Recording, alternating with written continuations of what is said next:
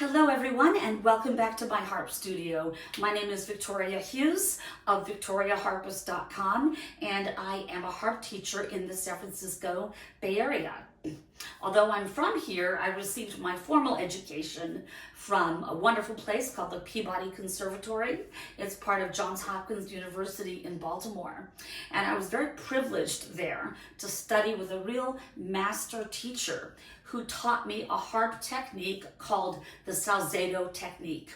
And you can watch my other videos to find out more about it. But basically, Carlos Salzedo came to the United States in the early 1900s from Europe, and he revolutionized the way that harps were played in America. He believed in a strong and powerful solo instrument, and we strive always in the Salzedo technique to get a beautiful, pure, and lovely sound. So today's video is number 5 in a series of 10 that I am doing for the adult beginning harp student. As I said before, using the Salzedo technique. And by the way, that technique works on any kind of harp. Anything you play, it will produce a beautiful, quality, powerful, and clean sound. So in the previous video, we talked about thumbs and how important they are. But we learned about the thumb by connecting it to the second finger, because very rarely would you ever play a thumb by itself. It just doesn't make sense. So we connected it to the second finger. Today, we're simply going to add on another finger. We're going to add on the third finger. And just like the thumb, you would hardly ever have any reason to play just the third finger. There would be no reason for that. So therefore, we're going to learn about the third finger by connecting it with 2 and 1. As I've said before, if we're just playing one note, we use the second finger and all of our fingers come out and then they all come in together.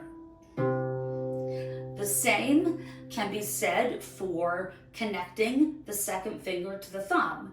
So as you can see, I'm going to play my second finger, but 2, 3, 4, and 5 are going to come in together. And then the thumb. Okay, so now we're going to add on the third finger. So say we go to the notes C, E, and G.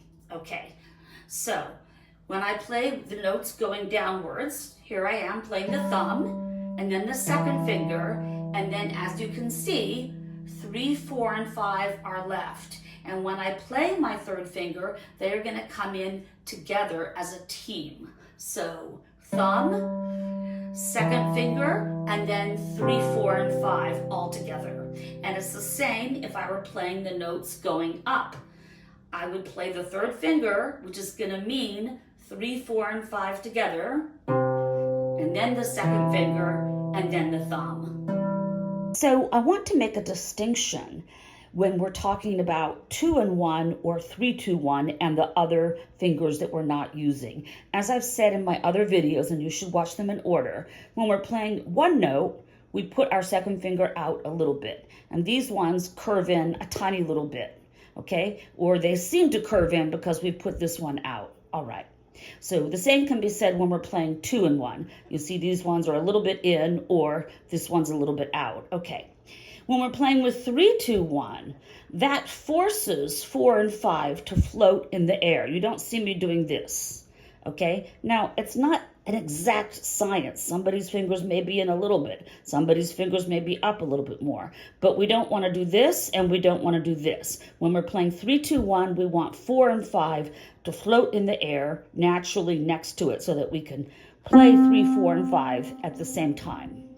So to summarize what we've learned about the third finger, we just want to, in general, remember to keep our wrist in, keep our thumb up.